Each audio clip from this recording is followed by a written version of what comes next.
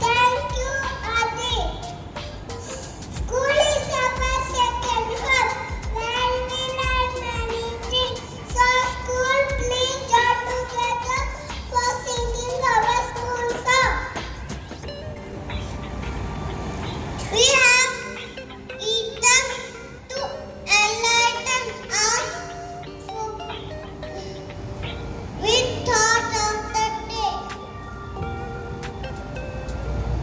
Today's studies, when you know better, you do better. I repeat, when you know better, you do better. Thank you. Thank you, Ethan.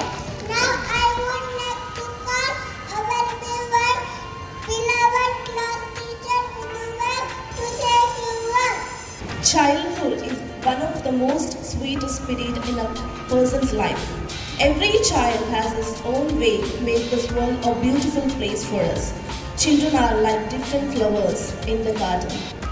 Today, we have gathered here to celebrate the wonderful occasion of Children's Day. I wish you all again a very happy Children's Day.